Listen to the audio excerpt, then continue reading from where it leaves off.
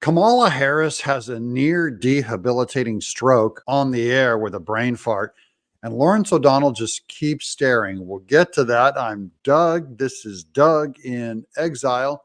Welcome to where all the happy patriots hang out. I was raised knowing that there will be some people who will use their voice in a way that is meant to dehumanize. We only wish she was talking about Hillary Clinton, who called all of us deplorable, a word used to dehumanize all of you, but she's actually talking about Trump. Nice try. Meant to suggest that the vast majority of us don't have anything in common, when in fact the vast majority of us have more in common than what separates us. In her divisive tone, she's missing that Trump could end up with, and likely will end up with, the most diverse electorate in our country's recent history, as far as having minorities voting for him, people of middle and lower class voting for him. Only the elite snobs, that is the inside people that push everyone out, are going for Kamala Harris and Joe Biden. And I would interpret it, I think, then as I do now, which it is language that is meant to divide us. It is language that I think people have rightly found similar to the language of Hitler. Okay, so now we're going to the full-blown Hitler. That was quick. I wish this was something new, but they've been doing this since 2016. That's how they talk about being inclusive, is they call the other side Hitler. And what does that make of all of us who are going to vote for Trump? What would you call us? That the true measure of the strength of a leader is based not on who they beat down, but who they lift up. So why are you beating down Trump and all of his voters as him being Hitler and us voting for that kind of person? See, they pretend to have a standard, but Democrats never have a standard they claim. They never intend to follow it.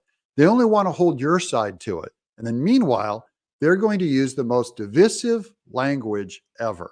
And sadly, I think that there's something perverse that has happened in our country over the last many years, which is to suggest that strength looks like a bully, when in fact the real character of a leader is someone who has empathy.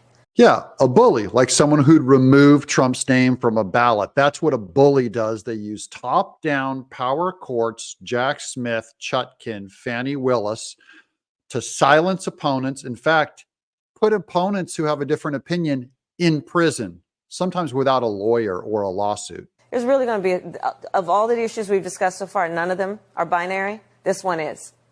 November 24, binary. That's the only thing in the Democrat vocabulary that they believe is anywhere near binary. You know, every election cycle we talk about this is the most election of our lifetime. Lawrence, this one is. This one is. Hold on, what was that? The most election of our what? You know, every election cycle we talk about this is the most election of our lifetime. Lawrence, this one is. This one is. Oh, yes, Lawrence, this one is.